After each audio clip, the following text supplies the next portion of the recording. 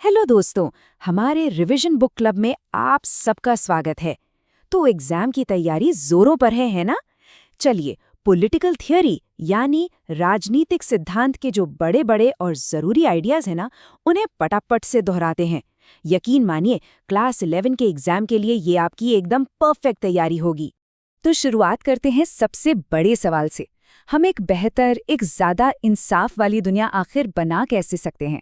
असल में यही सवाल तो पॉलिटिकल थ्योरी का दिल है, उसकी जान है। और आज हम ठीक उन्हीं की कॉन्सेप्ट्स को समझने वाले हैं जो इस सवाल का जवाब ढूंढने में हमारी मदद करते हैं। तो चलिए, क्लब में आपका स्वागत है। अब इससे पहले कि हम सीधे चैप्टर्स में कूदें, 1 मिनट रुककर ये समझ लेते हैं कि भाई ये पॉलिटिकल थ्योरी आखिर है क्या भला, और सबसे जरूरी बात, हमें इसे पढ़ना ही क्यों है। देखिए, बहुत सिंपल है। पॉलिटिकल थ्योरी का मतलब है हमारे समाज को चलाने वाले जो बड़े बड़े आइडियाज हैं ना, जैसे कि आज़ादी, बराबरी, इंसाफ, उनके बारे में गहराई से सोचना, उन पर सवाल उठाना। मतलब इनका असली मतलब है क्या? तो फिर सवाल उठता है कि ये इतना ज़रूरी क्यों है। देखिए, जब हम इन कॉन्सेप्ट्स को समझते हैं तो हम सिर्फ एग्जाम के लिए नहीं पढ़ रहे होते। हम असल में एक बेहतर सोचने वाला, एक क्रिटिकल थिंकर बनते हैं, एक ज़्यादा जागरूक नागरिक बनते हैं। ये हमें अपने आसपास जो कुछ भी हो रहा है उसे समझने की, उस पर सवाल उठाने की और शायद उसे बेहतर बनाने की ताकत देता है। ओके, तो अब तैयार हो जाइए। चलिए अपनी रिवीजन बुक का पहला चैप्टर खोलते हैं। यहाँ बात होगी एक ऐसे आइडिया की जो हम सब के लिए बहुत मायने रखता है, और वो है स्वतंत्रता, यानी कि फ्रीडम। अब फ्रीडम सुनने में तो एक शब्द लगता है, पर इसके दो अलग अलग मतलब हो सकते हैं। एक है नेगेटिव लिबर्टी। इसका मतलब है किसी चीज से आज़ादी, मतलब कोई बाहरी दखलंदाजी ना हो, सरकार कम से कम दखल दे। और दूसरी तरफ है पॉजिटिव लिबर्टी, यानी कुछ करने की आज़ादी, अपनी काबिलियत को पूरा करने की आज़ादी। और इसके लिए हो सकता है कि स्टेट को, सरकार को हमें कुछ मौके देने पड़े। तो हमारी आज़ादी कहाँ तक है, इस पर J.S. मिल का हार्म प्रिंसिपल बहुत काम का है। और ये कहता क्या है? सिंपल सी बात है, आपकी आज़ादी वहाँ ख़त्म हो जाती है जहाँ से किसी और को नुकसान पहुँचना शुरू होता है। मतलब आप कुछ भी करने के लिए आज़ाद हैं, बशर्त ये है कि उससे किसी और को कोई नुकसान ना पहुँचे। और ये जानना भी बड़ा दिलचस्प है कि अधिकार यानी राइट्स का जो आइडिया है वो भी वक्त के साथ कैसे बदला है, कैसे इवॉल्व हुआ है। देखिए, सबसे पहले आई फर्स्ट जनरेशन राइट्स, यानी जीने का अधिकार, बोलने की आज़ादी। फिर आई सेकंड जनरेशन, यानी काम का अधिकार, शिक्षा का अधिकार। और अब हम थर्ड जनरेशन राइट्स की बात कर रहे हैं, जैसे एक साफ सुथरा पर्यावरण या शांति का अधिकार, जो हम सबका सामूहिक हक है। तो ठीक है, हमने व्यक्ति की आज़ादी और अधिकारों की बात कर ली। अब जरा पिक्चर को और बड़ा करते हैं। चलिए देखते हैं कि पूरे समाज के लिए एक फेयर, एक न्यायपूर्ण व्यवस्था कैसे बनाई जाए। जैसे आज़ादी के दो पहलू थे, वैसे ही बराबरी के भी हैं। एक है फॉर्मल इक्वालिटी, मतलब कानून की नज़र में सब बराबर, सबके लिए सेम रूल्स। पर सोचिए, क्या ये काफ़ी है? अगर एक रेस में कोई मीलों पीछे से दौड़ना शुरू करे, तो क्या स्टार्टिंग लाइन पर सबके लिए सेम रूल बना देना फेयर होगा?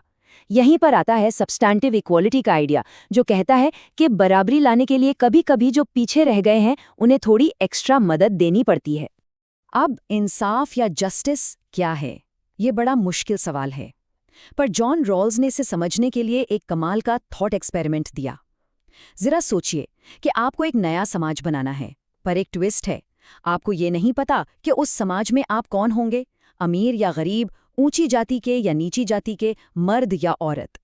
रॉल्स कहते हैं कि इस अज्ञानता के पर्दे के पीछे रहकर आप जो भी नियम बनाएंगे वो यकीनन सबसे ज्यादा न्यायपूर्ण होंगे, क्योंकि आप ऐसा सिस्टम बनाना चाहेंगे जो सबसे कमजोर की भी रक्षा करे। और जब हम एक न्यायपूर्ण समाज की बात करते हैं तो सिटीजनशिप यानी नागरिकता का आइडिया बहुत जरूरी हो जाता है।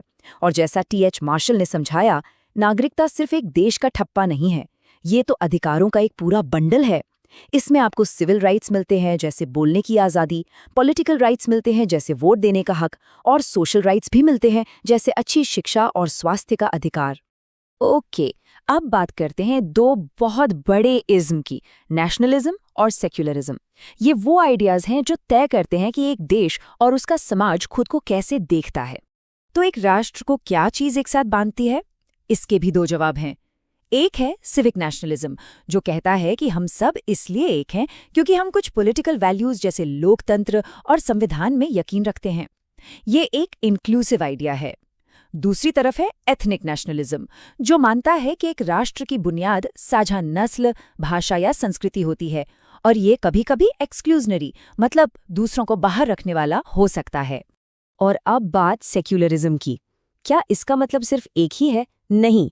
वेस्टर्न मॉडल में स्टेट और रिलीजन के बीच एक दीवार होती है। दोनों एक दूसरे के मामले में बिल्कुल दखल नहीं देते। लेकिन भारत का मॉडल अलग और काफी यूनिक है।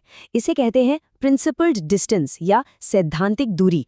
इसका मतलब है कि हमारा स्टेट सभी धर्मों से एक सिद्धांत के आधार पर दूरी बनाए रखता है, सबका सम्मान करता है, पर अगर सामाजिक न्याय के लिए जरूरी हो तो वो हस्तक्षेप भी कर सकता है। तो इतनी सारी बातें, स्वतंत्रता, समानता, न्याय, इन सब का आखिर मकसद क्या है? हम ये सब क्यों पढ़ रहे हैं? अपने आखिरी चैप्टर में हम 2 अल्टीमेट गोल्स पर आते हैं, शांति और विकास। शांति का मतलब क्या सिर्फ जंग का न होना है? अगर ऐसा है तो वो तो बस नेगेटिव पीस हुई। असली शांति यानी पॉजिटिव पीस तब होती है जब समाज से हिंसा की जड़ें ही खत्म कर दी जाएं, जब वहां न्याय हो, बराबरी हो और सबके पास मौके हों, तभी सच्ची शांति आती है। और यही बात डेवलपमेंट पर भी लागू होती है। क्या डेवलपमेंट का मतलब सिर्फ बड़ी बड़ी बिल्डिंग्स, हाईवेज और बढ़ती हुई जीडीपी है? ये तो ट्रेडिशनल व्यू है। आज हम बात करते हैं ह्यूमन डेवलपमेंट की। इसका असली पैमाना ये है कि लोगों के पास अपनी पसंद की जिंदगी जीने की कितनी क्षमता और आज़ादी है। क्या उनके पास अच्छी सेहत है, अच्छी शिक्षा है? यही असली विकास है। तो हमारी ये रिवीजन क्लास अब खत्म होने वाली है, पर जाने से पहले सबसे जरूरी बात, यानी इस पूरी चर्चा का निचोड़ क्या है? सबसे ज़रूरी बात यह है कि ये सब सिर्फ थ्योरीज नहीं हैं। ये सिर्फ एग्जाम में लिखने के लिए नहीं है। ये असल में वो टूल्स हैं, वो औजार हैं जो हमें अपनी दुनिया को समझने, उसे क्रिटिकली देखने और उसे बेहतर बनाने के लिए तैयार करते हैं। तो हमने चैप्टर्स तो पढ़ लिए, रिवीजन भी कर लिया, पर पॉलिटिकल थियरी की कहानी यहाँ खत्म नहीं होती। ये तो एक ऑनगोइंग बातचीत है, एक बहस है जो हमेशा चलती रहेगी। और अब इस बातचीत में शामिल होने की बारी हमारी है। सवाल अब ये है कि इन सभी चैप्टर्स को पढ़ने के बाद हम अपनी दुनिया की अगली कहानी क्या लिखेंगे?